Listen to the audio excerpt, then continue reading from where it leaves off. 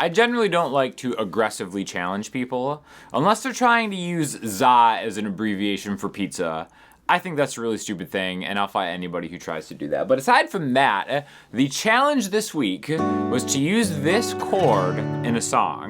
Okay, I did a lesson on this a few days ago, and basically it's a D major chord with your thumb over hitting the G in the root. Okay, so real quick recap, we were talking about suspended chords, and if you have a D major chord like this, you can inflect it by suspending that F sharp to a G. Okay, so you're basically replacing the F sharp, which is the third note, the third in the key, with the G, which is the fourth. So we're taking that F sharp and suspending it to the fourth, right? D sus4 or D sus2, the Bon Jovi chord. Or the Bon Jovi move. Actually, there are a lot of Bon Jovi moves. You don't need to get into that right now. But I think it sounds cooler to keep a full D major triad on top of this G root note. And especially in the key of D, I just think it's great because, I mean, if we look at it, if we take your pointer finger off of that, what do you end up with? It's a G major 7. So what is this? Is this a D major over a G, or is it a G major 7 with a little bit of extra sauce? You be the judge. So that was a challenge, to try to use this chord in a song, all right? The other lesson I gave last week was just talking about descending lines in a key. So I was like, all right, well, I'm gonna write this song. Sweetwater sent me these mics, these Audix microphones, which we're gonna see in a second. So it's like, all right, what is Sweetwater gonna like? I'm gonna do an original song using 2 of the lessons that I did in the previous week, okay? Maybe this could be a new thing. If you guys are interested, please let me know because I had a lot of fun doing this. So we're gonna use a descending line. We're gonna walk a D major chord back through the key to get to the 4 chord. All right, just a fancy way to go D, C sharp, B, A, G major, or maybe, keep your eye out, sometimes in the song, I'm going backwards into a D over a G. So there's some other cool stuff that I kind of liked playing in this song, which we're going to talk about after I actually roll it. But again, we're going to check out some of the Audix microphones that Sweetwater sent over. Going to hear a cool new song, and then I'm going to talk about it. I'll be right back. All right, tracking the song using all the Audix gear. I've got the Audix A231 mic on the vocals, rocking the new A152 headphones. And as usual, what I think is probably the best deal is their small diaphragm condenser. Oh, also a huge fan of the i5, which I've been using for years, but I think this is it. So let's hear what it sounds like.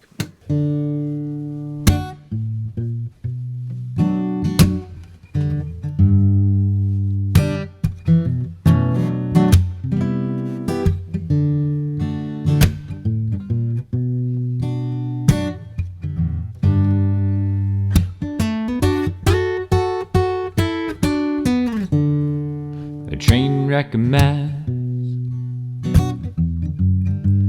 I've fallen for last. I feel they find me, my friends, so that I seek it out.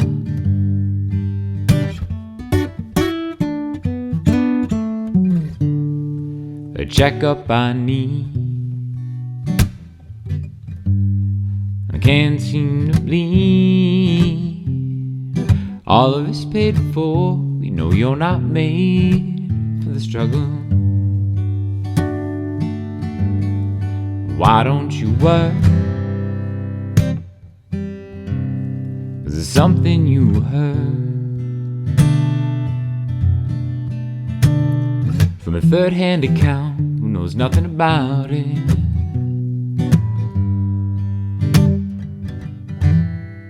Lost in the words and the flashbacks that stir. Life without it.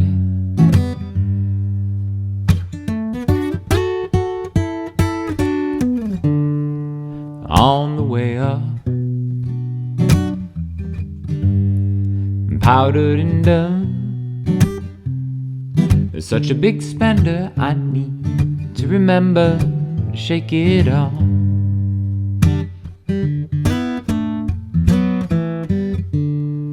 Impatient and blessed, mostly depressed, still trying to learn to wait for my turn to leave. Why don't you stay and ride out doomsday? A pro with some clout who knows something about it. Lost in the woods, and flashbacks that could fade without it.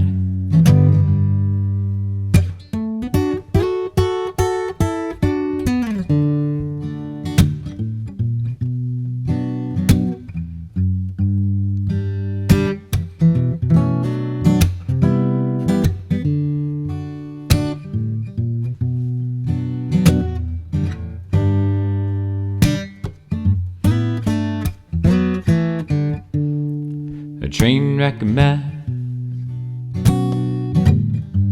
I've fallen flat. I feel they find me, my friends say that I seek it out.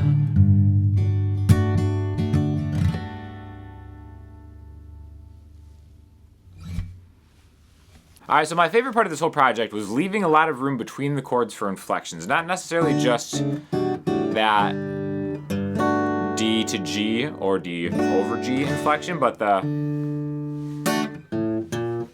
those little run-ups.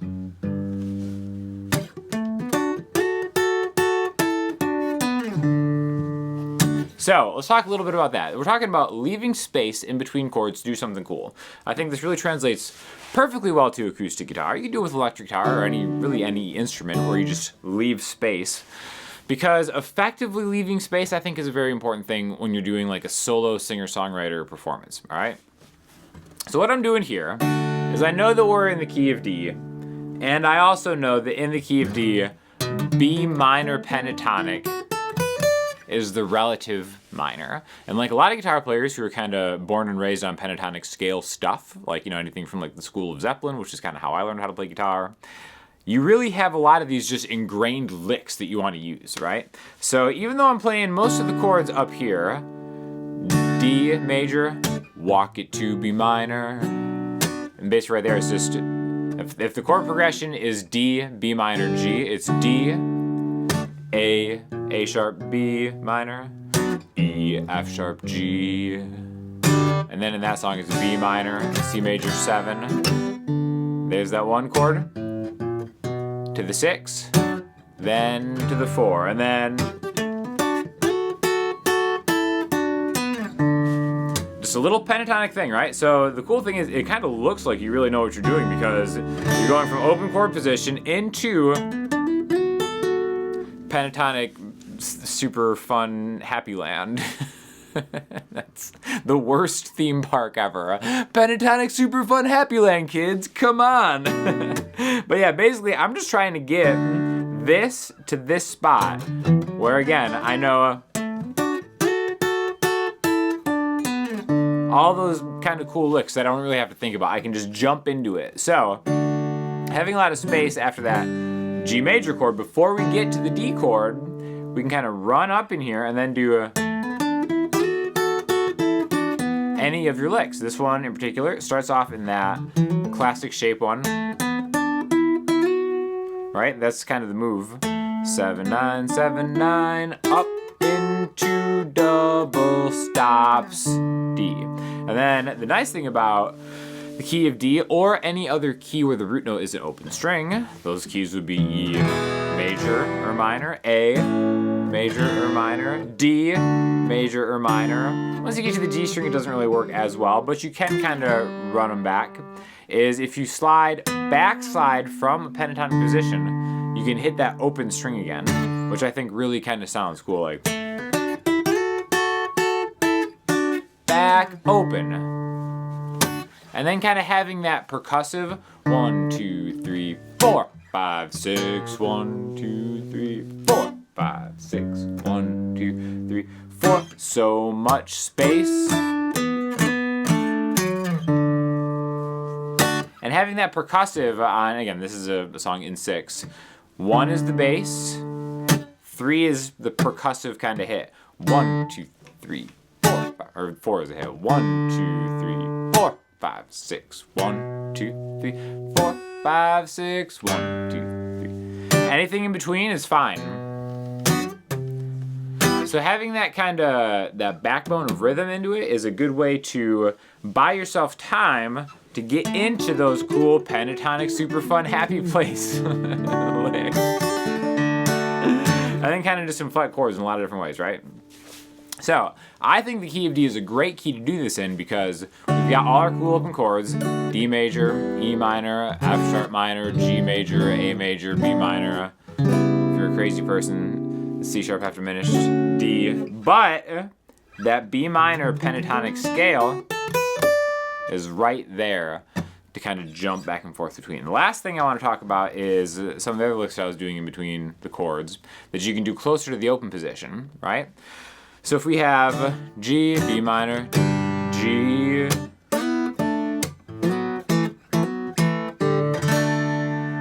I think a really cool one to do is these little like double stop slides. This is a great one. It's the hits from the D major, or it could be minor. Actually, leave the third out. It's just the root note and it's fifth. Like that. That's a classic bluesy one, right? So again, just some kind of like fun tips and tricks that you could always add to like any of your songs. And then yeah, let me know what you think of the idea. It's time for you to use this chord in an exercise along with the descending lines, and then you too can punch your ticket to super fun, happy time pentatonic land where Joe Bonamassa is the leader, and we all march to his drum. You know, the more I think about it now, I think maybe I should just build a theme park called Super Fun Happy Pentatonic Land. I'll get the name right. Don't worry about it. But thank you for watching. Thank you to Sweetwater for sending the mics over. Really love those Audix mics. That Audix A231 condenser on the vocals I think is awesome. For the money, the small diaphragm condenser is like the best in its class, I think, and I've been rocking Audix mics for so long. So if you do need just one all-around microphone, just one microphone, the Audix i5 is probably the one, because I've used that to mic electric guitar cabs, acoustic guitars. That was actually my vocal mic back when I was gigging with 2 vocalists. I was just rocking the i5 and then just having like, you know, a more traditional dynamic condenser. But yeah, those i5s are awesome. Loved Audix way longer than I've been working with him. So thank you to Sweetwater for sending them over. Anything you get through Sweetwater, please do it through my affiliate link because it really helps me out. And like I said, make some music with those descending lines, that cool chord, and let me know what you think.